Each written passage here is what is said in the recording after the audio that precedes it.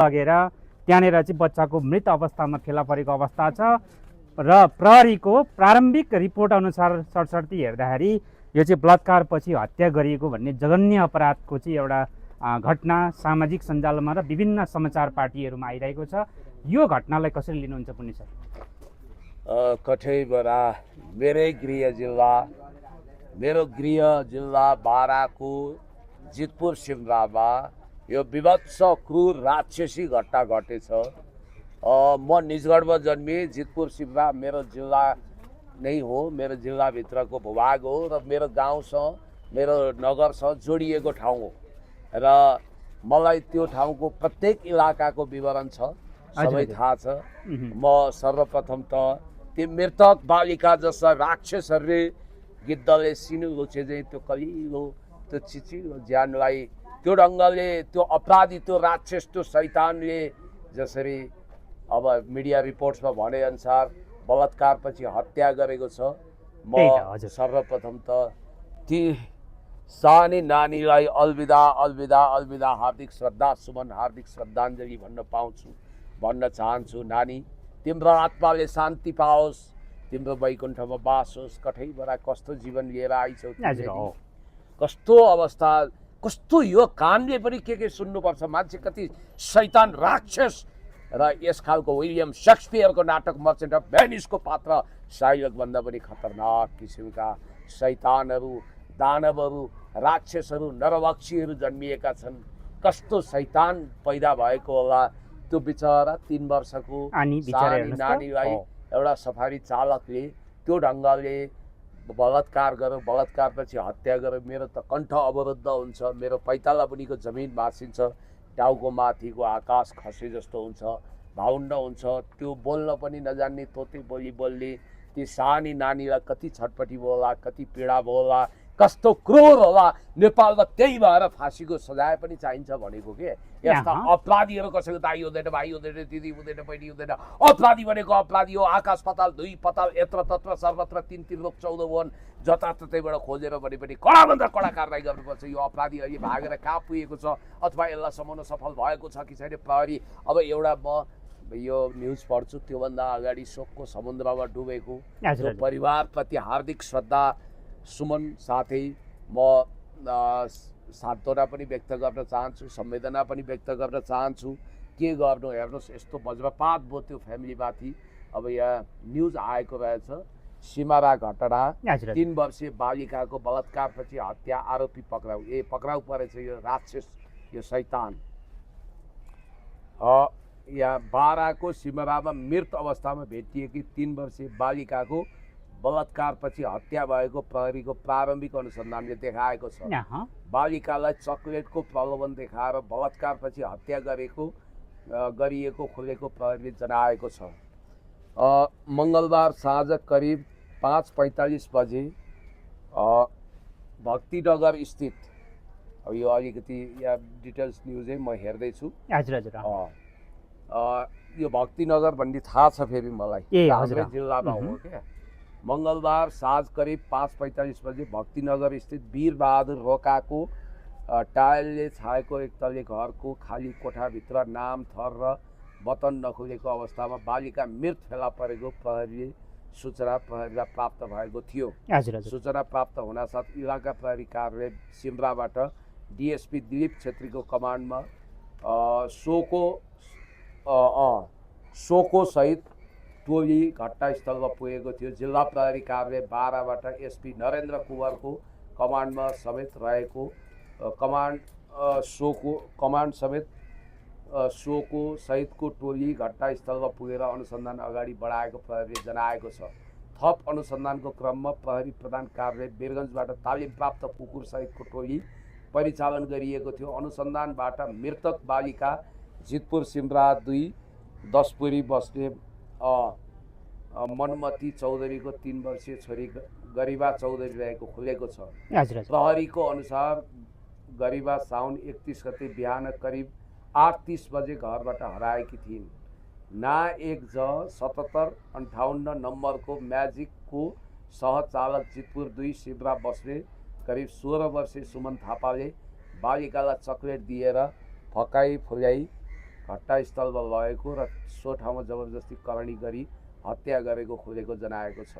अहँ, घटनामा संलग्न रहेको आरोपमा प्रहरी सुमन थापा तथा ना 1 ज 7758 नम्बरको म्याजिकका धनी जितपुर सिमरा 4 निवासी 24 वर्षीय प्रोग्रेस चौधरीलाई पक्राउ गरेको छ। प्रहरीले घटनाबारे थप अनुसन्धान भइरहेको जनाएको छ। मृतक बालिकाको शव पोस्टमार्टम तथा थप कानुनी प्रक्रियाको लागि पठाइने तयारी गरिएको बुझिएको जिल्ला प्रहरी कार्यालय बाराको सूचनामा उल्लेख छ। भनेपछि यो 16 वर्ष भन्नाले नेपालको कानुन अनुसार यसलाई पनि नाबालक ठानियो, अहँ, तर यो अपराधी हो, यो नाबालक मात्रै होइन। यसले जो मान्छे बलात्कार गर्छ त्यो कसरी नाबालक हुन्छ? त्यही त हो। अब प्रहरीले थप सत्य तथ्य बाहिर ल्याओस्। प्रहरीले आफ्नो सूचनामै राखेपछि उसले प्रामाणिक घटना नभइकन राख्दैन। हजुर हो, हेर्नु हो। त कस्तो भयो होला होइन, त्यो अवस्था। सबभन्दा ठुलो कुरो भनेको चाहिँ अब बिचरा 3 वर्षको बालक होइन, बिचरा केही बालिका। जानेको हुँदैन, बालिका केही थाहा हुँदैन, कति जघन्य तरिकाले तपाईँको चाहिँ अब जघन्य अपराधी हो यो। अपराध गरिएको छ। एकदम ठुलो अपराधी हो यो, एकदम ठुलो दुष्ट हो, शैतान हो, यो राक्षस हो। यसलाई भनिन्छ मानव राक्षस।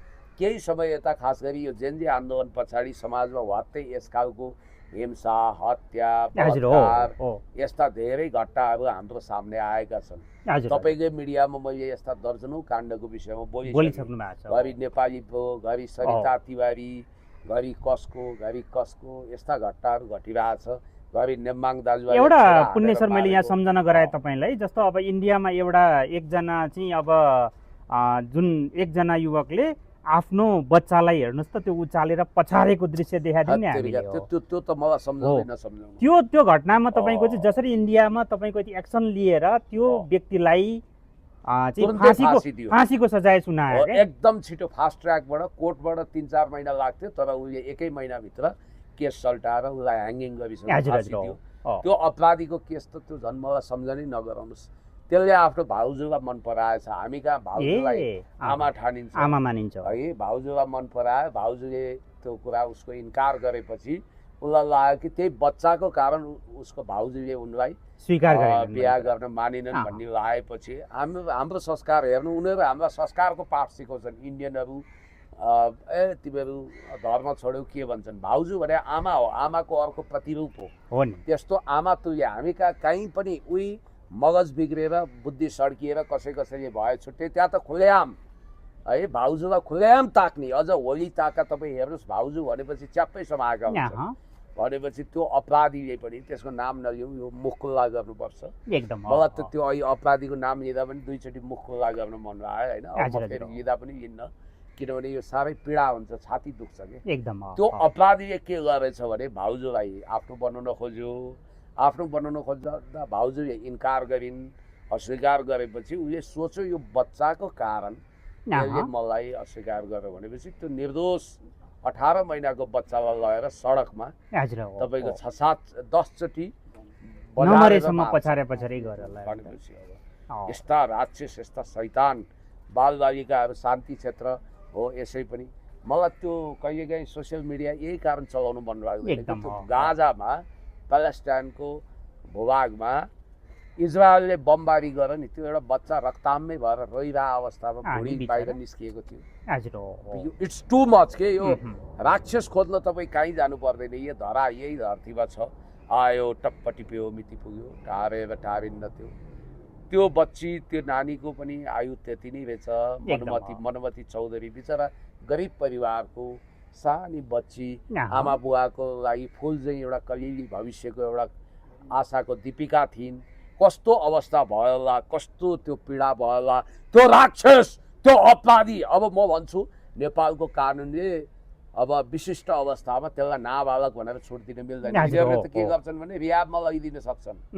हेर्नुहोस् है, नाबालक हो, बुद्धि बिगार हो भनेर होइन, बाल सुधार गृहमा लाने चलन छ। हेर्नुहोस्, म त भन्छु कानुन संशोधन गरेर यस्ता जघन्य अपराधमा त अझ फाँसी नै हुने व्यवस्था पनि ल्याउनुपर्छ।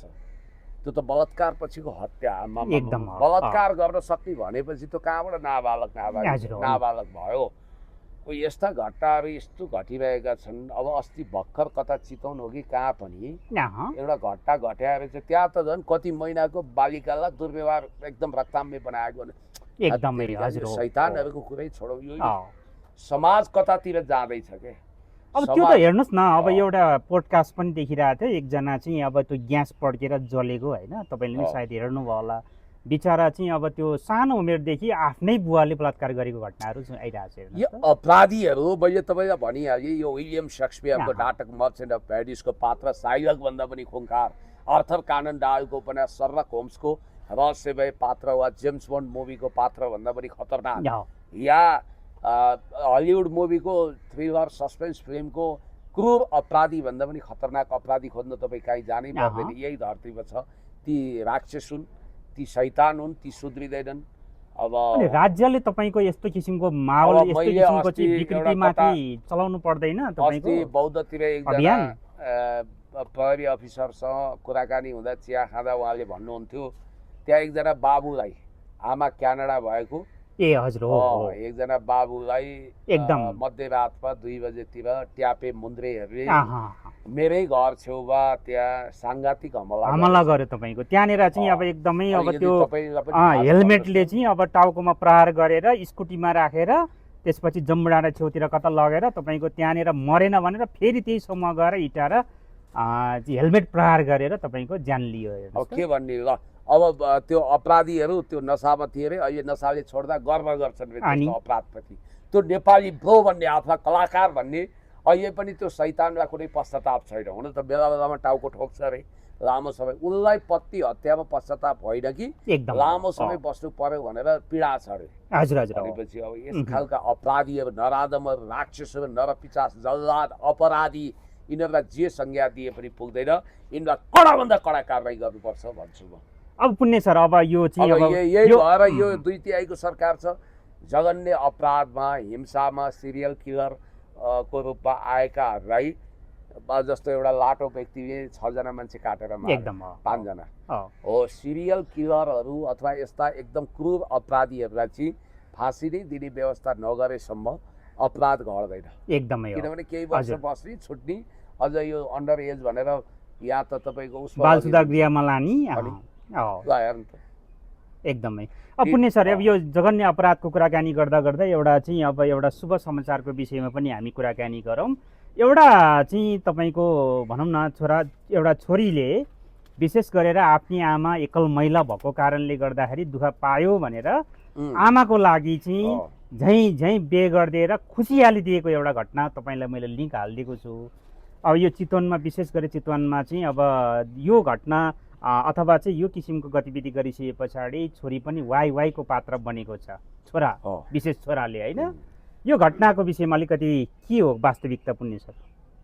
अब यो चाहिँ यो यस्ता घटना पहिला पनि समाजमा घटेका थिए। हजुर हजुर। अब एउटा भनाइ नै छ। नमस्कार, स्वागत छ तपाईँलाई। थ्याङ्क यू सो मच, धन्यवाद। अब यति बेला सम संस्कृति पार्टीका अध्यक्ष हर्का साम्पाङले आफ्ना पार्टीका केन्द्रीय सदस्य 2 जना राजेश खिमदुङ लगायत 1 जना शुक्र कुमारी राई 2 जनालाई फेसबुकबाट नै उहाँहरूले निष्कासन गरेको अवस्था छ। खास कारण के हो, किन निकालेको, किन त्यसरी निष्कासन फेसबुकबाटै गरियो पुण्य सर? यो हिजो अचानक उहाँले फेसबुक स्ट्याटस लेखेर सुरुमा केन्द्रीय सदस्य राजेश खिमदुङलाई उहाँले सस्पेन्ड गरेको, अर्थात् तत्कालको लागि निलम्बन गरेको सूचना जारी गर्नुभयो। राजेश खिमदुङजी त्यही व्यक्तित्व हो जो पहिला सुरुमा हर्क साम्पाङसँग अनबन भएको, त्यति कुरो मिल्दैन थियो उहाँको। पछि उहाँ भोजपुरको टिकट पाउने आशामा पार्टीमा प्रवेश गर्नुभयो। भोजपुरमा धुर्र राईले पाउनुभयो। त्यसपछि अब के नजाने उनीहरूको के खिर्चिङ मिर्चिङ मिलिरहेको थिएन, बिचमा त्यस्तै उस्तै भयो। र अहिले पछिल्लो समय चाहिँ मैले बुझेसम्म कता अनैतिक सम्बन्ध रे, घचा मच्चा रे होइन भनेर शुक्र र उहाँको शुक्र कुमारी राईले त विशेष तपाईँको चाहिँ अब उहाँले त एकदमै पटक पटक शारीरिक शोषण गरेको, मानसिक शोषण गरेको भन्नेसम्मको आरोप लगाइराख्नु हो। शारीरिक मानसिक शोषण गरेको, आफूलाई बर्बाद बनाएको भनेर उजुर बाजुर पनि गरेको, के गरेको, र राजेश खिमदुङले चाहिँ त्यो कुरा आउटराइट रिजेक्ट गरेर अस्वीकार गरेको भन्ने कुरा आएको छ। खैर, अब यो एउटा जटिल समस्याको रूपमा देखा परेको छ र राजेश खिमदुङ अहिले सङ्कटमा छन्। एक त नैतिकताको सवालमा प्रश्न उठ्यो, अर्को चाहिँ पार्टीबाट अब उनलाई हटाइयो। यो कुरा उनको लागि बहुत बहुत दुःखद र एकदमै आपत्तिजनक घटना भयो। त्यहाँ हान त हजुर हजुर। र फेरि पनि त्यो ढुङ्गा हानु ब्याकग्राउन्ड आउँदैन कि दाइ के होइन, त्यो धेरै ठुलो ल समस्या। ओके फेरि पनि म तपाईँलाई के भन्न चाहन्छु भने राजेश खिमदुङलाई उहाँले अनुशासनको कारबाही गर्नु एक हिसाबले जायज छ। हजुर हजुर किनभने जब यत्रो काण्ड आइसकेपछि भोलि विपक्षीले लगेर एक त अब ऊ त्यो धरानमा कता कता ट्राफिकलाई गोदेको के गरेको झगडा गरेको साँच्चै भनेर एकजना एकजना हजुर। अर्का महानुभाव विवादमा आएका छन्, उनलाई समाइएको भनेको छ। हजुर, जे हजुर। गर्दा पनि हर्क साम्पाङलाई सिधै रोस्ट गरिदिन्छन्। यहाँ र हर्केको कारण हर्कले गर्दा भनिदिन्छन् के गर्छन् त्यो भएर राजेश खिमदुङको मामिलामा र शुक्र कुमारीको मामिलामा संवेदनशील घटना घट्यो। उहाँहरूले यो त्यही बेलामा कारबाही गर्नुभएको छ जतिखेर उहाँले अनिवार्य श्रमदाताको टी सर्ट लगाएर श्रमदानको टी सर्ट लगाएर मात्रै केन्द्रीय समिति बैठकमा आउनु भनेर उर्दी जारी गरेकै केही समयभित्र राजेश खिमदुङजी कारबाहीमा पर्नु भएको छ। अब राजेश खिमदुङजीको के प्रतिक्रिया आएको छ मैले हेर्न पाएको छैन। उहाँले त यसलाई अस्वीकार गर्नुभएको छ। खैर अब यहाँ यसो हेर्दा के देखिन्छ भने उहाँले चाहिँ आन्तरिक रूपमा केही गडबडी भयो कि सरसफाइ गरिहाल्नुहुन्छ। उहाँले पार्टीको उपाध्यक्ष यो विगतको बम धमाकाको कारणले पक्राउ पर्दा त सस्पेन्ड गरिदिनु हो। उहाँले मित्र परिवारलाई सस्पेन्ड गर्दा उहाँ पार्टीबाट हट्नुभयो भने यस्तो उहाँले स्ट्रिक्टली एक्सन गरेको अपरेसन गरेको धेरै घटनाहरू भनेको पार्टीको लागि फाइदामूलक काम नै हो। जनता र पार्टीको लागि zero tolerance against crime and corruption, अर्थात् केही दोष लागेमा दोष भोलि प्रमाणित होला नहोला, प्रमाणित नभएमा पुनर्स्थापित हुन्छ, प्रमाणित भएमा निष्कासन हुन्छ त्यो होला। त्यसकारण उहाँले जे एक्सन गर्नुभएको छ त्यो चाहिँ जनताको भावना अनुसार, त्यो पार्टीको स्वस्थता अनुसार पार्टीले एउटा अपराध भ्रष्टाचार र नैतिक पतनलाई यति पनि सहँदैन। हजुर हजुर मोरल इन्टिग्रिटी डाउन गरेका मान्छे पार्टीको केन्द्रीय सदस्य हुन सक्दैन भन्ने म्यासेज दिन पनि उहाँले सख्त कारबाही गर्नुभएको बुझियो एकदम। अब पुण्य सर, अब एउटा घटना मैले तपाईँको फेसबुकमा हेरेको थिएँ। अब संस्कृति पार्टीकै हिजो जोडिनु भएको निनाचन्द्र राईलाई चाहिँ एकजना पत्रकारले प्रश्न गर्दाखेरि हिजोको दिनमा हर्का साम्पाङ पनि पक्राउ परेको घटना थियो, उहाँ लामो समयसम्म जेलमा थुनिन सक्नुहुन्थ्यो, त्यो घटनामा छुटकारा दिलाउने काममा मैले सहयोग गरेको हो भन्ने हिसाबले उहाँले दिइराख्नु भएको थियो। यो धरान खानेपानीको विषयमा प्रश्न उठेको भन्ने कुराहरू, त्यो घटनामा उहाँहरूलाई थुनामा राखिएको भन्ने कुराहरू आएको छ। यो घटनाको विषयमा केही जानकारी? होइन, त्यो कहिले भेट्छ, उहाँ मेयर नहुँदैको कुरा होला। हजुर हजुर मेयर भएपछि त त्यस्तो घटना पक्कै घट्छ। मेयर हुनुभन्दा अगाडिको कुरा नै गर्नु होइन त्यो मैले उहाँलाई फर्स्ट टाइम भेटेकै घटनाको सेरोफेरोमा होला। त्यतिखेर उहाँलाई रत्ताम्य हुने गरी पिट्ने कुट्ने लचार पछार पार्ने, अनि उहाँ पनि विद्रोही चरित्र लिएर कार्यालय घेराउ गर्न जाने, घरि सिडिओ अफिस जाने, घरि घोपा क्याम्प स्वास्थ्य उसमा जाने, अभियान चलाउने गर्नुहुन्थ्यो। हो त्यो बेलामा चाहिँ उहाँलाई अलिकति सङ्कट पारेका थिए होला न। निनाचन्द्रजीहरू निस्किसकेका छन् एकदम। अब उनले मेयर ताकेका थिए। अब मेयरको क्यान्डिडेटको उहाँलाई होइन धनबहादुरजीलाई प्रोजेक्ट गर्नुभयो साम्पाङज्यूले। त्यो भएर निनाचन्द्रजीले अहिले उहाँलाई एक्सपोज गर्ने गरी यो अभिव्यक्ति दिएको होला। एकदमै। अब यो हुँदै गर्दा नि यतापट्टि जस्तो भनौँ न चाहिँ उपसभामुखको विवाद पनि जारी छ। यति बेला उहाँले एउटा अन्तर्वार्तामा गएर संस्कृति पार्टीकै के कार्यकर्ताहरूले मलाई भोइस म्यासेजबाट ज्यान मर्नेसम्मको धम्की दिन थाल्यो भन्ने खालको कुराहरू पनि उहाँले गर्नुभएको छ, एक्सपोज गर्नुभएको छ त्यहाँनिर। त्यसैमा जोडेर हर्का साम्पाङलाई चाहिँ ल हेर्नुहोस् त, हर्का साम्पाङकै पार्टीको कार्यकर्ताले यसरी धम्क्याउन थालेछन् भन्ने खालको आवाजहरू पनि उठिरहेछ नि पुण्य सर, के हो यो? खासमा भन्ने भने चाहिँ त्यो छोटे पठानले फोन गरेको धम्काएको भनेर यिनले बढी त्यो एक्सपोज गरेको जस्तो देखियो। हजुर, खास गरी यो एउटा के दिवाकर शाहको कुन चाहिँ एउटा मिडिया एसटिपी खबर हो, त्यो मार्फत चाहिँ भोइस सुनाउने त्यो काम गरिएको थियो। अब यसमा चाहिँ मलाई के लाग्छ, अब कतिले त यो उपसभामुख र त्यो अर्को कुनै के जातिको त्यसको नाम नलिनु होला, तिनीहरूको बिचको यो सम्बन्ध आदि इत्यादि भनेर एक्सपोज गरिदिने यो छोटे पठानहरू हो। झगडा गर्ने पनि उनीहरू नि, न्युज दिने पनि उनीहरू भनेर यो उपसभामुखको च्यानलबाट कुरा आइरहेछ त्यो क्षेत्रबाट। तर मलाई जस्तो लाग्छ हर्क साम्पाङले त स्नेह देखाउनु हो। जमिनबाट उठाएर उहाँले मधेसको एउटा उत्पीडित चेली, ठाकुर समुदायको चेली भनेर उहाँले सांसद बनाउनु हो। सांसद बनाएपछि अब सायद उहाँलाई उपसभामुख बन्ने रफू चक्करले छ। हर्क साम्पाङ त भगवान हो भन्न थाल्नुभयो। एकदम भिडियोहरू साक्षी छ, पोडकास्टमै गएर बोल्नुभयो, सबैमा बोल्नुभयो। त्यसपछि जब उहाँले पद पाउनुभयो उहाँले युटर्न गर्नु, हजुर, उहाँ हजुर। राष्ट्रपामुखी हुनुभयो। म सुन्दैछु उहाँको यात्रा राष्ट्रपातिर सोझिएको छ र एकदम, भविष्यमा उपसभामुख पदको टर्म सिद्धिएपछि उहाँ राष्ट्रपा छिर्नुहुन्छ। हजुर, हजुर। तर उहाँको राजनीतिक भविष्य छैन, किनभने अनि उहाँ नेकपा राजनीतिक एमालेका होइन। शङ्कर पोखरेलले नि प्रष्ट रूपमा भन्नुभयो, उहाँले तपाईँको चाहिँ जुन किसिमबाट उपसभामुख भएर राजसभाका हरेक गतिविधिहरूमा मौन समर्थन गर्नुभएको छ, यसको मतलब चाहिँ राजसभाबाट निकट हुन थाल्नु भएको हो कि भन्ने हिसाबले कटाक्ष गर्नुभएको छ कि शङ्कर पोखरेलजी? एमालेको शङ्कर पोखरेल हजुर। महासचिव होइन, त्यो त प्रश्न हो।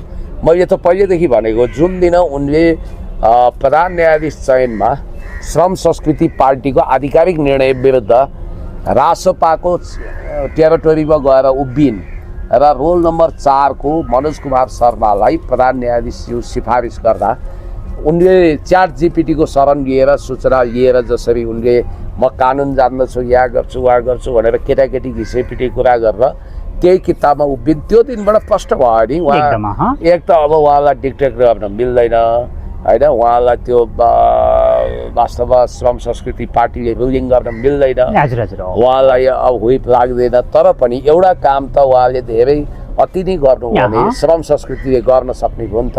हर्क साम्पाङ भाबु दयालु मधेसको उत्पीडित ठाकुर समुदायको चेली ठाकुर भनेर फेरि कपाल काट्ने समुदाय कुनै राजा महाराजा छोटे महाराजाहरूको होइन, सामान्य किसिमको घरानाको चेली हुनाले अहिले पनि उहाँले दया गरिरहनु भएको छ अघि होइन। उहाँले त तपाईँको प्रष्ट रूपमा चाहिँ हामीले उपहार दिएको हो भन्ने हिसाबले भनिसकेपछि उपहार फिर्ता लिन चाहनुहुन्न उहाँले? यस्तो भोलि परिस्थिति बदलियो भने नि केही कथम उहाँले संसदमा उहाँलाई समानुपातिक सांसदबाट फिर्ता बोलाउनु हो भने के हुन्छ? त्यो त पदै नहो, किनभने उहाँ समानुपातिकको सांसद हुनुहुन्छ र न उहाँ उपसभामुख हुनुहुन्छ। त्यही हो, त्यो सांसद पदै भएन भने के हुन्छ? उहाँ उपसभामुख रहनुहुन्न। तर उपहारै दिइसकेपछि त्यसरी फिर्ता बोलाउने काम त उपहारै फिर्ता लिने काम त नहोला नि त पुण्य सर? त्यो त एउटा मेटाफोरिक कुरा हो होइन, त्यसलाई त्यो बदल्न सकिन्छ, कुनै ठुलो कुरै भएन थियो, त्यसलाई माया गरेर उपहार भनिन्छ। अब त्यसकारण उहाँको त्यो महानता हो, ग्रेटनेस हो। हर्क साम्पाङ भनेको त हिलो बदुवा चटाइमा गुन्द्रीमा बसेर देश जनता विकास समृद्धिको पक्षमा घोटिने व्यक्ति हो।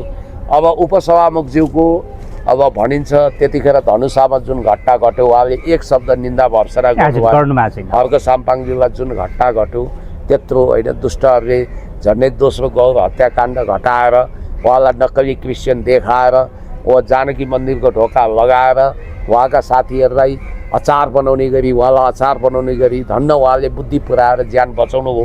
दोस्रो गौर घटना घटाउन खोजेका थिए, 2 देशका नागरिकताधारीहरू त्यहाँ उभिएका थिए, तर त्यो घटनामा उहाँले काहीँ अफसोस खेद व्यक्त गर्नु भएन। उपसभामा आफ्नो पदीय दायित्व निर्वाह गर्नु भएन भन्ने व्यापक गुनासो त छ नि त होइन। उहाँ आफै समस्याको भुमरीमा फसिराख्नु भएको छ यति बेला, उहाँ आफै चाहिँ अब एकदमै गृहमन्त्री गुहार्नु पर्ने अवस्थामा पुगेको भन्ने कुरा केही अभिव्यक्ति आयो, त्यो भएको कारणले गर्दा नि हुनसक्छ नि पुण्य सर? त्यो त हो कि हर्क साम्पाङज्यूले गरे हो र। हर्क साम्पाङज्यूले त उहाँलाई सुविधा दिनुभएको छ, त्यो पद दिनुभएको छ, असीम अनुकम्पा गर्नुभएको छ, निगाह गर्नुभएको छ। त्यसको सट्टा उहाँले कृतज्ञता होइन कृतज्ञता देखाउनु हो, राजनीतिक बेइमानी देखाउनु हो। म तपाईँलाई के भन्छु भने कुनै पनि व्यक्तिको विषयमा चरित्र हत्या हुने गरी प्रोपोगन्डा गर्नु हुँदैन, गरिनु हुँदैन। तर मामिला किशोर श्रेष्ठजीको होला। किशोर श्रेष्ठजीलाई अस्ति सर्वोच्चको परमादेशले सार्वजनिक मुक्त गर्यो। तपाईँ हामीले छलफल गरिरहँदा दिउँसोको 2-3 बजी उहाँको म्याद थपिएको थियो एकदम। हजुर हो, जिल्ला अदालतबाट राति फेरि सर्वोच्चबाट तपाईँको परमादेश सर्वोच्चमा मुद्दा थियो, बदली प्रत्यक्षीकरणको रिट थियो, त्यहाँ कम्प्युटर डेस्कटप मोबाइल सहित उपस्थित हुन भनेको थियो। सर्वोच्चले भनिदियो यो त कुनै मुद्दै बन्न सक्दैन, जो मान्छेले उजुरी हालेको छ ऊ आफै आफ्नो फोटो अपलोड गरेको छ भने कसरी यो हुन सक्छ? त्यसकारण यो कुनै मुद्दै बन्दैन भनेर वरिष्ठ विद्वान महान्यायाधिवक्ता के अरे विद्वान व्यक्तित्वहरू वरिष्ठ अधिवक्ता शम्भु थापा, टीकाराम भट्टराई लगायतका महानुभावहरूले बुलन्द आवाजमा बहस गरेपछि सर्वोच्च अदालतबाट बालकृष्ण ढकालजीको एकल इजलासले उहाँलाई हाजिरी जमानीमा तारेकमा साधारण तारेकमा राखेर अनुसन्धान गर्नु भनेर रिहा गरिदियो। त्यो भने उहाँको नैतिक विजय हो, सबै हो।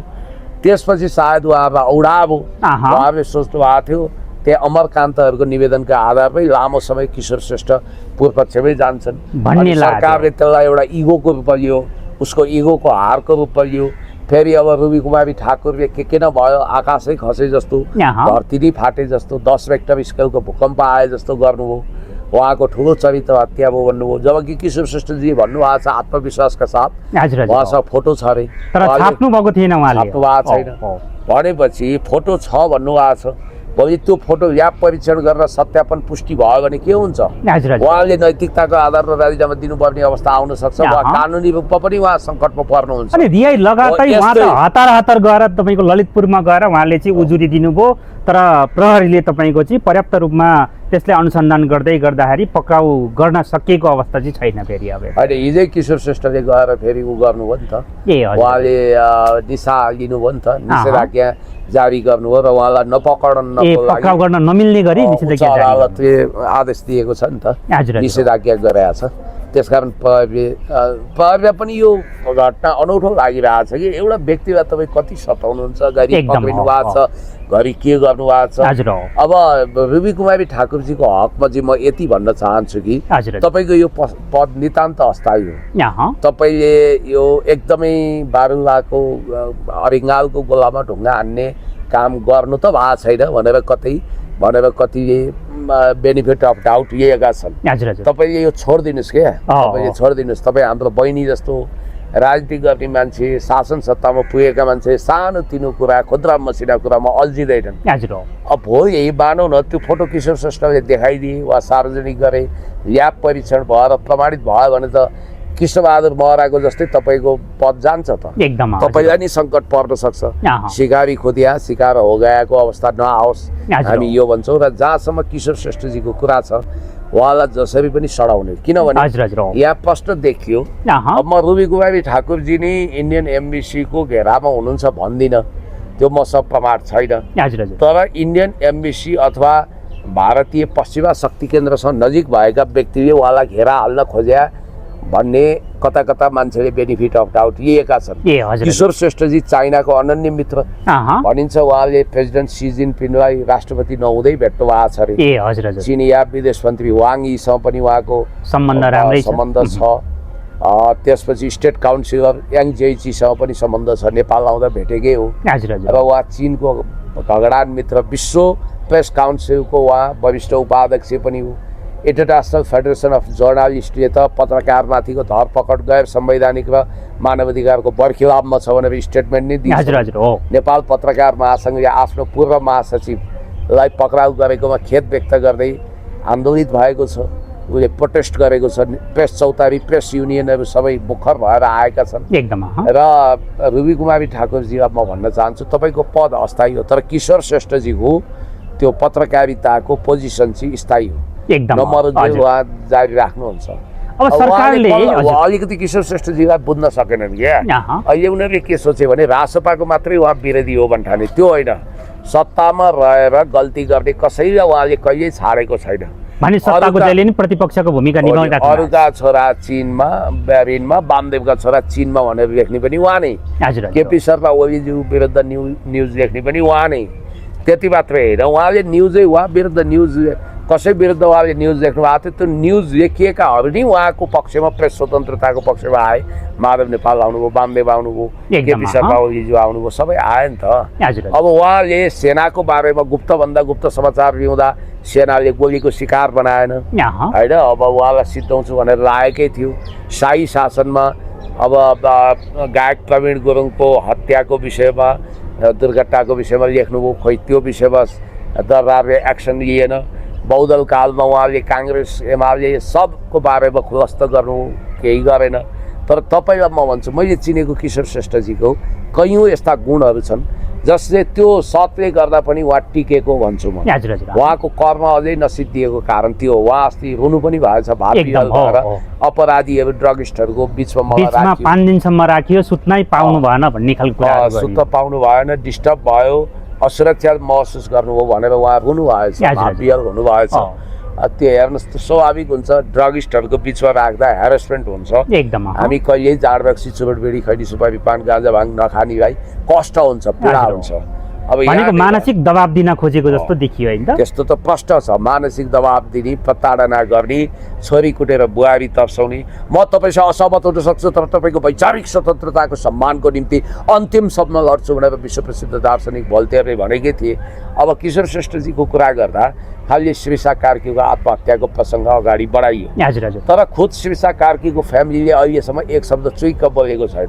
केही कलाकार मिडियामा आएर गए। अब श्रीषा कार्की ज्यूको जुन गम्भीर दुर्घटना भयो, आत्महत्या भयो, त्यो नहुनु पर्थ्यो। अब उनको आत्माले शान्ति पाओस्।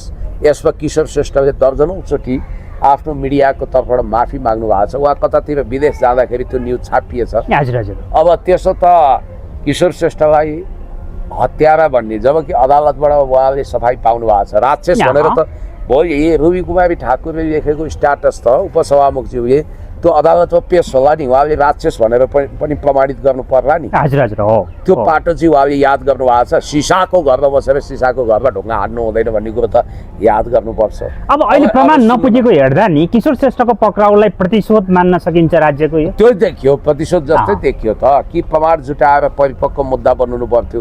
अब तपाईँलाई एउटा कुरा भनौँ, किशोर श्रेष्ठको कलमको कारण, कलमको तागतको कारण भैरवनाथ गढमा तत्कालीन शाही नेपाली सेनाले मार्न ठिक्क पारेका कृष्णकेशी, हिमाल शर्मा लगायतका 1 दर्जन व्यक्ति मारेर गाड्न ठिक्क पारेका व्यक्ति, आँखामा कालोपट्टि लगाएका व्यक्तिको जीवन त बाँच्यो नि त। हजुर हो। त्यो त ठुलो उपलब्धि होला। त्यसकारण त्यसमा त किशोर श्रेष्ठजीको कलमको चमत्कार किन नभन्ने। त्यस्ता सद्गुणहरू पनि होला। जेन्जी आन्दोलन उहाँलाई बढी टार्गेट गरेको चाहिँ यो जेन्जी आन्दोलनको प्रतिवेदन बाहिर ल्याए अनि यो टिओबीको आतङ्क मचाउनेहरू, टिओबीका मतियारको संरक्षकको, टिओबीले के गर्यो अनि राजसभाका सांसदहरूको यो कुन विदेशी महिलासँग लसिएर के भयो भनेर जो यो सत्तारूढ घटकका मान्छेहरूले त्यहाँ बोलाइदेऊ न, बोलाइदेऊ। सत्तारूढ घटकका मान्छेले गडबडी गरेका छन्। उहाँले निर्ममतापूर्वक समाचार लेख्नु हो, त्यही समाचार लेखेको प्रतिशोधमा समाएको टार्गेट बनाइयो विशेष। तर एउटा कुरा ख्याल गर्नु होला, कवि पत्रकार कृष्णसेन इच्छुकको हत्याको न्युज निकाल्ने पनि उहाँ हो। सत्य तथ्य समाचार लेख्ने कुरो हो त कहिलेकाहीँ उहाँभन्दा कान्तिपुर, अन्नपूर्ण धेरै पछाडि छुटेको छ। त्यसकारण जहाँ पुग्दैनन् कवि त्यहाँ पुग्छन् रवि, जहाँ पुग्दैनन् रवि त्यहाँ पुग्छन् किशोर श्रेष्ठ भनेर पनि भनिन्छ। हजुर हजुर हो। अब हिजो अलिकति सदनको कुराकानी गरौँ। हिजो सदनमा जुन किसिमबाट उपसभामुखले हिजो केही चलाउनु भएको थियो, त्यहाँ निर्देशनहरू दिएको देखिरहेको थियो। उहाँको क्षमतालाई यसो हेर्दाखेरि नि उहाँको जुन शैलीबाट सभामुख उहाँले कन्ट्रोलिङ गर्नु पर्थ्यो, विपक्षीहरू यति जोडजाडसँग चाहिँ अब त्यहाँनिर आवेगमा उठेको देखि त्यसलाई कन्ट्रोल गर्नुपर्ने चाहिँ भूमिका निभाउनु पर्थ्यो नि। त्यो भूमिका कसरी हेर्नु? त्यहाँ मलाई चाहिँ के लागिरहेछ भने यो रासोपाले लगाएर यो श्रम संस्कृति हर्कले चुनेको उपसभामुखको क्षमता भनेर उहाँलाई एक्सपोज गर्न जानी जानी आफू अनुपस्थित भएर बेला बेलामा त्यो भूमिका चाहिँ उपसभामुखलाई सभामुखले दिइरहेछन्। सभामुख पनि कुनै कौन्सा तालिम प्राप्त दमननाथ ढुङ्गाना वा कृष्ण प्रसाद भट्टराई हुन् र होइन त, सुभाष नेमाङ त होइन। त्यसकारण त्यहाँ उपसभामुखको त अब कुरै छोड्नुहोस्, उहाँलाई त न्यूनतम चेतना ज्ञान छैन। पहिला उहाँले के भन्नुहुन्थ्यो, नेपाली पनि राम्रोसँग बोल्न जान्नुहुन्न। अब यो वास्तवमा भन्ने हो भने श्रम संस्कृतिले उहाँलाई त्यतिखेर उत्पीडित जातिको प्रतिनिधि भनेर चुनेकोमा अहिले आफै पश्चाताप गरिरहेको होला जस्तो लाग्छ मलाई। लाजै भयो कि श्रम संस्कृति पार्टीकै लाज भयो या त। त्यसकारण अब यो छोडिदिउँ। अब यो हेर्नुहोस्, केटाकेटी आयो, गुरेली चलायो, मट्याङ्ग्राको सत्यानाश, कस्ता कस्ता मान्छे मन्त्री भए, कस्ता प्रधानमन्त्री भए, कस्ता सभामुख उपसभामुख भए, कस्ताले राजकीय पद होल्ड गरे, यो सम्झिँदा पनि दिङमिङ लाग्छ, लागेर आउँछ। अब त्यस्तै कुराकानी गर्दा नि पुण्य सर, अब हिजो सदनमा जुन किसिमबाट सभामुख र आशिका तामाङको भनाभन भयो होइन, त्यो भइसके पछाडि परराष्ट्र मन्त्रीसँग उहाँले राख्नुभएको जुन किसिमको चाहिँ प्रश्नको उत्तर छ, त्यो उत्तर नपाइसके पछाडि असन्तुष्टि व्यक्त गर्दै उहाँ एकदमै झोक्किँदै त्यहाँबाट रिसाएर सदनै बहिष्कार गरेर हिँड्नुभयो। यो घटना अब हेर्नु न, यो सरकार र सरकार मानिदिनु पर्ने बाध्यतामा हामी छौँ। सरकार सरकार जस्तो छैन, मन्त्रीमण्डल जस्तो छैन, प्रधानमन्त्री जस्ता छैनन्, मन्त्री जस्ता छैनन्। गैर जिम्मेवारीले भरिएका मानिसहरू छन्, केटाकेटी स्वभावका छन्। न अध्ययन छ, न भाषा छ, न प्रस्तुति छ, न भू राजनीतिको ज्ञान छ, न देशभक्ति छ, न केही छ। रित्ता भाडा जस्ता बढी बजेका एकदम यिनीहरू देख्दा ताजुब लाग्छ, अचम्म लाग्छ, अनौठो लाग्छ। त्यस कारणले गर्दाखेरि अब यो आशिका तामाङ बहिनी कराउनुहुन्छ, के गर्नुहुन्छ अब तर उहाँले उठाएको मुद्दा त केही हदसम्म ठिक छ भन्नेहरू पनि छन् त पनि सर। होइन, मुद्दा त ठिक छ। उहाँले आफ्नो निर्वाचन क्षेत्रलाई लक्षित गरेर धेरै मुद्दा उठाउनुहुन्छ, राष्ट्रिय मुद्दा। एकजना कम्बोडियामा भएको जुन सबको विषयमा कुराकानी उठाउनु भएको थियो परराष्ट्र मन्त्रालयसँग होइन, उहाँले स्पष्ट जवाब पाउनु भएन। होइन, त्यो ठिक छ, त्यो उहाँले चिन्ता गर्नुभएको छ। एकजना राई भाइ सन्तोष राई भाइको सब उठोस् भनेर। अब उहाँहरू अभियन्ता पनि हुनुहुन्थ्यो, त्यसको लागि सरकारकै मुख ताक्नु पर्दैन। अहिले त उहाँले तपाईँको चाहिँ सहयोगको अभियान जुटाउन थाल्नु भएको छ, सरकारको भरोसा पर्दैन, हामी आफै चन्दा उठाएर भए पनि लिएर आउँछु भनेर। त्यो चन्दा उठाएको कुरो चाहिँ निट एन्ड क्लिन हुनु पर्यो है, एक पाइ पैसाको हिसाब जनतालाई दिनु पर्यो, पारदर्शिता। यो चाहिँ राजा मर्नु हो है। सांसद आफै चन्दा उठाउन लाग्नु भने चाहिँ कानुनी राज्यको धज्जी हो। अरू कसैले कुनै अभियानकर्ताले सक्छन्, सांसदै चन्दा उठाउन लाग्ने यो राम्रो कुरो भएन। अनि हर्क साम्पाङजीले त खुब तारिफ गर्नुभयो नि, आशिकाजी एकदमै सफा मनका धनी हुनुहुन्छ, उहाँ पनि बाध्यतामा पर्नु भएको हो भन्ने खालको चाहिँ स्ट्याटस हिजो भर्खर अहिले यस्तो हर्क साम्पाङज्यू आफू जस्तै अरूलाई सोच्नुहुन्छ, भावुक हुनुहुन्छ, त्यसकारण उहाँले अझै धेरै स्टडी गर्दै जाँदा भरे सत्य तथ्य खुल्छ। अब जनआस्थाले प्रमाणसहित जर्मनीको पिआर भएको छापिदिएकै थियो एकदम। अब यो चेक काण्ड त छँदैछ, 135 करोडको चेक काण्ड। अब यो दुवै पक्ष चाहिँ अलिकति त्यस्तै काममा संलग्न भएको, त्यस्तै जालसाजीपूर्ण काममा दुवै पक्ष संलग्न भएको भनेर मान्छेले टिका टिप्पणी गरिरहेका छन्। दुवै यो झगडिया पक्षको प्रवृत्ति नै उस्तै भनेर पनि भनेका छन्। खैर, अब यति कुरो चाहिँ म तपाईँलाई प्रष्ट भन्न चाहन्छु कि अब यहाँ हेर्नुहोस्, यो काहीँ नभएको जात्रा हाँडी गाउँमा, अहिले हाँडी गाउँमा नभएको जात्रा सिंहदरबारमा आइजिपी दानबहादुर कार्कीज्यू लाई फुली थुत्ने अर्थात् उहाँलाई पदमुक्त गर्ने, बर्खास्त गर्नुपर्छ भन्ने त्यो अभ्यास हुँदैछ। पर्दाभित्र त्यही खेल भएको छ र त्यसैको एउटा डेमोको रूपमा खगेन्द्र सुनारले लेखा समितिको बैठकमा न्यू खोजेका हुन् भनिन्छ। उहाँ तिनले अन्टसन्ट आरोप लगाए, तर यो कुरो त्यति सजिलो छैन। यदि खोस्वानी भयो भने पनि नजिर छ, विगतमा सरकारले अच्युत कृष्ण खरेलको पद खोसेर ध्रुवबहादुर प्रधानलाई आइजी बनाउँदा वामदेव गौतमले पछि अदालतले अच्युत कृष्ण खरेललाई नै आइजिपीमा पुनर्स्थापित गरेका थियो। नेपालको इतिहासमा त्यो पहिलो र अन्तिम घटना थियो। आइजी खोसुवा गरेर फेरि नियुक्त भएको, अहिले हुन त आइजी खोसुवा गरेका छैन। केही कथम त्यस्तो घटना घट्यो भने अदालतले दानबहादुर कार्कीजीलाई नै पुनर्स्थापित गरिदिने बेर छैन। उहाँ अदालत जानु हो नि एउटा कुरो भने यतापट्टि खगेन्द्र सुनारले जुन किसिमको चाहिँ आरोप लगाएको थियो पुष्टि हुन गाह्रो छ। त्यो पुष्टि होइन, त्यो फन्टुस आरोप हो भनेर मान्नुहोस् न, किनभने पुग्न पुच्छरको आरोप भन्छ कि न हलो न धुरीको बलो, न जिली न गाँठी, केही न कामको आरोप हो त्यो। र तपाईँलाई मैले भनिहालौँ कि वास्तवमा अहिले हुन त पूर्व गृहमन्त्री ओम प्रकाश अरियालको एउटा कन्फेसन्स पनि मैले पढेँ। त्यो कति साँचो उनको भिडियो त हेरेको छैन।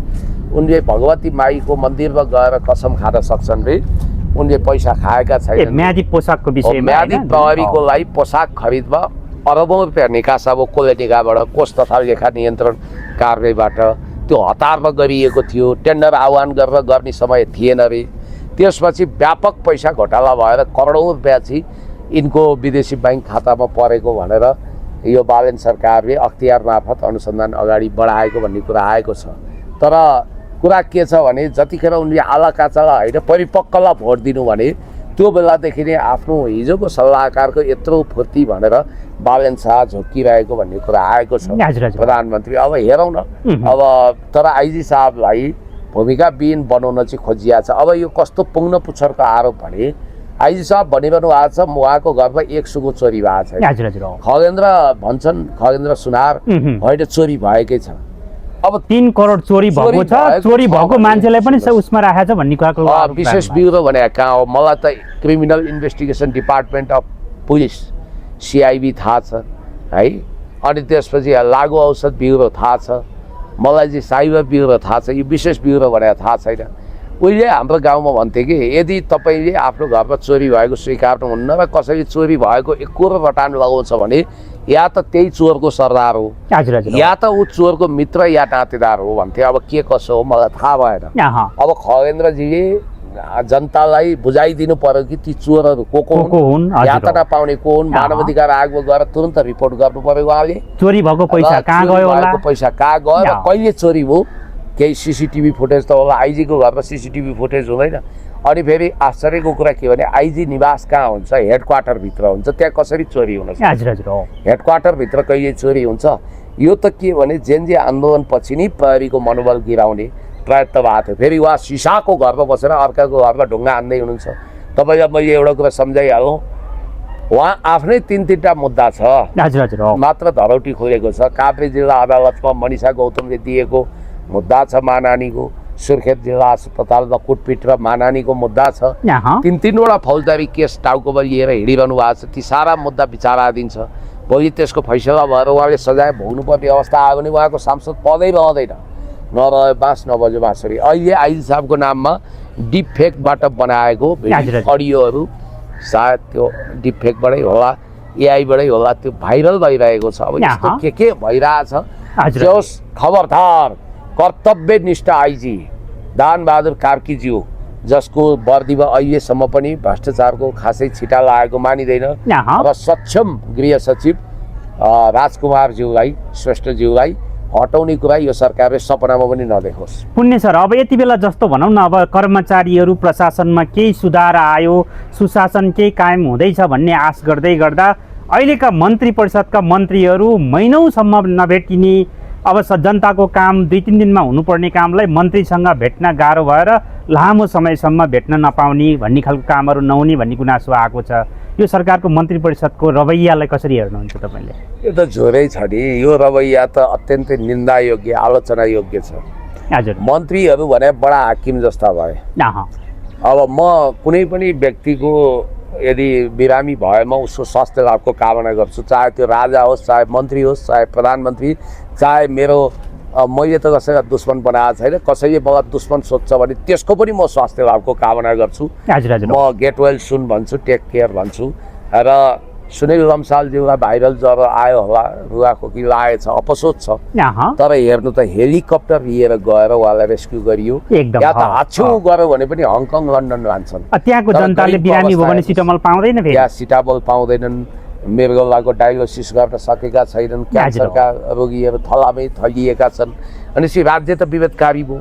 अब यिनीहरू चाहिँ पञ्चायतकालका बडा हाकिम वा सिडिओ जस्ता अथवा अञ्चलाधीश जस्ता गजदम्म परेर बस्छन् होइन। बोल्दा पनि पैसा तिरौला चाहिँ गर्छन्, बडो दम्भ देखाउँछन्, घमण्ड देखाउँछन्।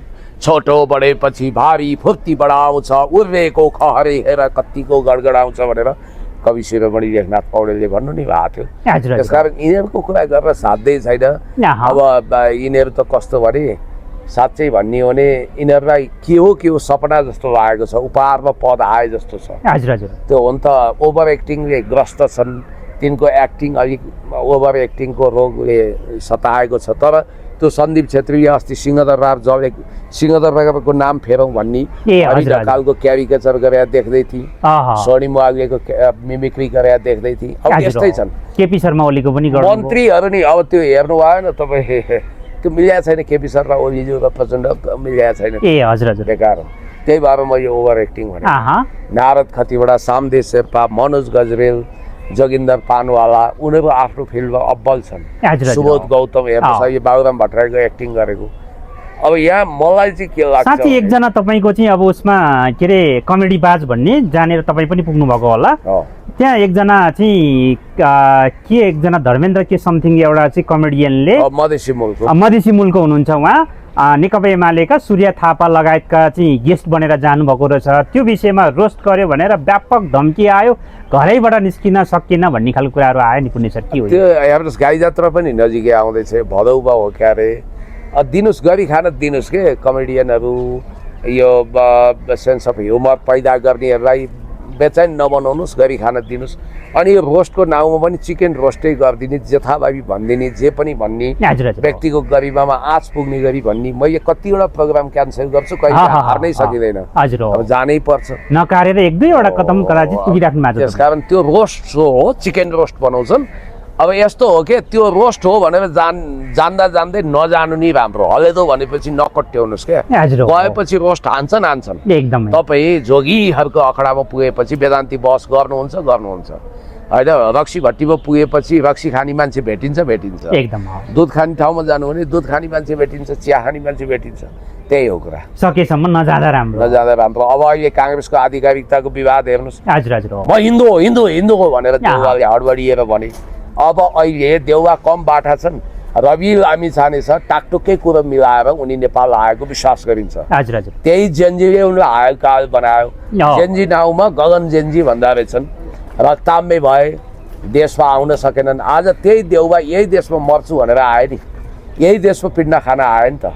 उनी 1979 सालले 84 वर्षका पुगिसके। त्यो देउवा आज आफ्नै देशमा आएका छन्। अब प्रचण्डले उहाँलाई चुनौती दिनुभयो नि, अब तपाईँ यदि हिन्दू भन्दै अब हिन्दूपट्टि चाहिँ अब जुन किसिमको त्यो लाइनमा गएर राजाको लाइनमा तपाईँ जान थाल्नुभयो भने देश पनि दुर्घटना हुन्छ भन्ने हिसाबले प्रचण्डजी त त्यसै अतालिनुहुन्छ। उहाँले भने म वैदिक सनातनी हिन्दू हो भने उहाँले सबै कुरो राजनीतिको लाइन बताउनु भएको छैन। अर्को कुरो भू राजनीतिले सिद्धान्त जन्माउँदैन, सिद्धान्तले भू राजनीति जन्माउँदैन, भू राजनीतिले सिद्धान्त जन्माउँछ भनेर रबर्ट डी कप्लानले DPRK Korea Democratic People's Republic of कोरियाको विषयमा स्पष्ट रूपमा भन्नुभएको छ नि। जुसे विचारधारा न चिनिया जनवाद जस्तो न रुसी समाजवाद जस्तो त्यो मौलिक किसिमको छ भनेर। माओ त्से-तुङले एसियामा 2टा राजादेखि नेपालको राजा महेन्द्र अनि त्यसपछि कम्बोडियाको राजा नरोत्तम सिंहमानुक यी चाहिँ कम्युनिस्ट जस्ता छन् भनेका थिए। नेपालका राजाहरू तपाईँहरूले परिकल्पना गरे जस्तो होइन र यो देशले माग्दछ भने देशभन्दा ठुलो कुरो केही छैन। राजाको शिरमा श्रीफेद पनि लाग्न सक्छ। देउवा धेरै रियालिटीमा छन्। त्यस कारणले गर्दाखेरि रवि लामिछानेले फेरि गगन थापा जसले उनलाई सहकारी ठग भन्यो अनि त्यसपछि सङ्गठित अपराधी भन्यो, जेल पुऱ्यायो भन्ने विश्वास गर्छन्। जेलमा कुर्रिँदै थिए अरे, अहिले सही मौकाको तलासमा छन्। रविलाई गहिरो विश्वास के छ भने बालेन शाहको सट्टा उनी सर्वोच्चबाट सफाई पाएर उनले क्लिन चिट पाएर उनी वास्तवमा त्यतिखेर प्रधानमन्त्री बन्न चाहन्थे। गगन थापाले अदालतमा जादु चलाएरै उनको बाटो छेकेको भनेर उनी आग बबला थिए। त्यही भएर निर्वाचन आयोगमा पनि रवि लामिछानेले गगन काङ्ग्रेसको वैधानिकता समाप्त पारेर त्यसलाई भाङ्ग्रेस साबित गर्न विशेष महाधिवेशन खारेज गराएर नियमित महाधिवेशनवालालाई नै मान्यता दिलाउन त्यतिखेर साह्रो एकदमै पापड बेलेका थिए, असफल भए। अब अहिलेको अवस्थामा चाहिँ रवि लामिछानेकै इच्छाअनुसार आएको एटर्नी जेनरल हुनुहुन्छ। उहाँले सदिच्छा राखेर रोल नम्बर 1 अन्तर्गत रोल नम्बर 4 भए पनि कनिष्ठ भए पनि प्रधान न्यायाधीश बनेकै उहाँकै इच्छामा प्रधान न्यायाधीश चुनिएको भनेर विश्वास गरिन्छ। तिनै मनोज कुमार शर्माज्यू सम्माननीय प्रधान न्यायाधीशज्यूको सदिच्छा अन्तर्गत काङ्ग्रेस पुनरावलोकनको के अरे काङ्ग्रेसको फेरि यो मुद्दा पुनरावलोकन भएको छ, पुनः खुलेको छ। त्यसमा त स्वत छ नि। भनेपछि विशेष महाधिवेशन भन्दा अगाडिको अनुसार पनि जान सक्छ भन्ने काङ्ग्रेस जनहरूले के भन्छन्, जहाँ शेखर पूर्णबहादुर देउवा एक ठाउँमा हुन्छ त्यहाँ आधिकारिकता त 100% अब शेरबहादुर यो पछि दोहोरिँदैनन्। उनी 1979 सालको 84 वर्ष भए वानप्रस्थमा जान्छन्। राजनीतिक परिस्थिति फेरिन्छ र तपाईँ यति कुरा ख्याल गर्नुहोला, महाधिवेशन प्रतिनिधिहरूको शनाखत मात्रै राम्रो छ भयो भने गगनले 40% महाधिवेशन प्रतिनिधि पनि अन्तिम दिन बन्द सत्रमा सामेल भएको प्रमाणित गर्न सक्दैनन्। अनि त्यसपछि त गगन काङ्ग्रेस भाङ्ग्रेस हुन्छ। अनि स्टेफेन हकिङ्सले परिकल्पना गरेको टाइम मेसिनमा बसेर काङ्ग्रेस ठ्याक्कै विशेष महाधिवेशनभन्दा एक दिन अगाडि पुग्छ। त्यति बेला के भएको थियो भने वास्तवमा काङ्ग्रेसभित्र महामन्त्री गगन थापा, उपसभापति विश्वप्रकाश शर्मा, सहमहामन्त्री प्रदीप पौडेलहरू कारबाहीमा परेका थिए। अब त्यसपछि चाहिँ काङ्ग्रेस अब यिनीहरू के फर्गिभ बट फर्गेटको सिद्धान्त घोकेर हिँड्ने नेल्सन मण्डेला जस्ता हुन् र गान्धी हुन् र यिनले चुम्मा चाटी गर्छन्। गगन तिमीले केटाकेटी बुद्धिमा हामीलाई हटायौ, केही छैन, ठिकै छ आऊ भनेर दिन्छन्। किस्तीमा राखेर महामन्त्री दिन्छन्, ब्याजसहित बदला लिन्छन् उनीहरूले। गगनको राजनीतिक भविष्य अन्धकार हुन सक्छन्। यसै पनि गगनले आफ्नो खुट्टामा आफै बन्छ रहने। गगन यसो नगर, 2-4 दिन पर्ख, नियमित महाधिवेशन पर्ख, तिमी सभापति हुनु प्रधानमन्त्री हुनु भने नमाने गगनले रविकै डिजाइन अनुसार उठेको अमरेश हार्नु किन पर्यो भने देउवा काङ्ग्रेसका कसैले पनि उनलाई भोट दिएनन् र अन्तर्घात गरेर हराइदिए। अब हो त्यही नियति। आज गगन प्रधानमन्त्रीको सोलिड क्यान्डिडेट पनि हुन सक्थे देशव्यापी काङ्ग्रेसको यस्तो डिफिट हार पनि नहुन सक्थ्यो र नियमित महाधिवेशनमा उनी सभापति आउन सक्थे। अब सम्भवतः अस्ति घनश्याम भुसालले त्यही गगन थापा कागती डिचोरिए जस्तो अनुहार लगाएर यत्रो अनुहार लगाएर बसेका थिए। अब उनी नुन खाएको कुखुरा जस्तो झोक्रिरहेका थिए। तिनलाई देखेर एकदमै मायालु भावमा घनश्याम भुसाल जो वामपन्थी वरिष्ठ नेता हुनुहुन्छ उहाँले के भन्नु हो, सायद अब उहाँ त मन्त्री पनि भइसकेका मान्छे हो, आधिकारिक काङ्ग्रेसको मान्यता देउवाले पाउला र गगनजी हेरेको हेरै हुने होला भनेर चिन्ता सङ्केत गर्नुभयो भनेपछि परिस्थिति यस्तो छ। अब जस्तो भनौँ न चाहिँ यति एकजना सदनमा चाहिँ राजसभाको सांसदले पुरानो पार्टीहरूलाई 35 वर्षसम्मको चाहिँ अब गुन्डाराज चलाउनु भएको भन्ने आरोप लाउनु पनि पुण्य सर, के हो यो? अरे ज्वाला सङ्ग्रह बहिनीलाई म भन्न चाहन्छु, तपाईँलाई दुःख सुखमा सङ्कटमा हामीले पनि हिजो सहयोग गरे, आज तपाईँले आफूलाई ठुली बढी ठान्नु होला, तर आउने यहीँ हो। तपाईँ रिटायरमेन्ट हुँदा म सत्तामा पुग्छु, फरक त्यति हो तपाईँ र मेरो। तपाईँ रिटायर भएर तपाईँहरू जीवनमा पहिलो र अन्तिमचोटिको लागि संसदमा पुग्नुभयो, त्यति हो। तपाईँ माइन्ड नगर्नु होला, यो अकाट्य सत्य हो, मेरो भाषा तितो होला। तपाईँ जतिखेर राजनीतिबाट सन्यास दिनुहुन्छ त्यतिखेर चाहिँ म त हमेसा राजनीतिमा छु, सत्तामा पुग्छु, म यति म ग्यारेन्टी गर्छु, मलाई पूर्वाभास छ। र उहाँले 35 वर्ष भन्नुभयो नि सत्तामा बसेर रजगज गरेका, गुन्डाराज चलाएका, अनि त्यो 35 वर्ष भने कहिलेदेखि हुन्छ भने 2048 सालदेखि 35 वर्ष जोड्नु त 83 साल, 83 भनेको 35 वर्ष। बालनजीले सत्ता सम्हालेको 82 सालमा, रवि लामिछाने 80 सालमा मन्त्री भएछन् भने त्यो बिचमा उहाँहरू पनि जोडिन्छ, त्यसमा जोडिनु के घटाएर भन्नु पर्थ्यो होइन? जाँदा जाँदै पुण्य सर, जस्तो यति बेला प्रधानमन्त्री बालेन शाह र इन्डियाका सेना अध्यक्षको बिचमा भेटघाट भएको छ, यो के हो? राजनीतिक भेटघाट हो? नियमित प्रक्रिया हो, यस्तो हो। इन्डियाको प्रधान सेनापति आर्मी चिफ यहाँको पनि अनररी आर्मी चिफ हुन्छ, मानार्थ आर्मी चिफ हुन्छ। नेपालको आर्मी चिफमा पनि उहाँ मानार्थ आर्मी सेना प्रमुख भनेर त्यसरी शपथ खुवाइन्छ। त्यही भएको त्यो सिलसिलामा नेपाल आएको, मोदीको सन्देश लिएर आएको होला, सेना मार्फत आएको होला। उहाँ नेपालमा पनि सेनाकै ब्याकिङमा उदाएको, उताको पनि सेनाको प्यारो हुनुभयो होला। राजनीतिमा केही फरक पर्दैन त्यसले खासै? होइन, फरक भन्दा पनि उनको भारत भ्रमण गर्ने तीव्र लालसा छ, त्यो पुरा होला। तर यही बिचमा दुःखद खबर, भारतले नेपालीलाई थाङ्नामा सुताएर ट्रान्जिट पोइन्ट लिपुलेक बनाएर व्यापार थालिसक्यो। हामी हेरेको छौँ, यो दुःखद कुरा हो, त्यसलाई क्यान्सल गर्नु पर्यो। हस्, समय र सम्वादलाई धेरै धेरै धन्यवाद। Thank you.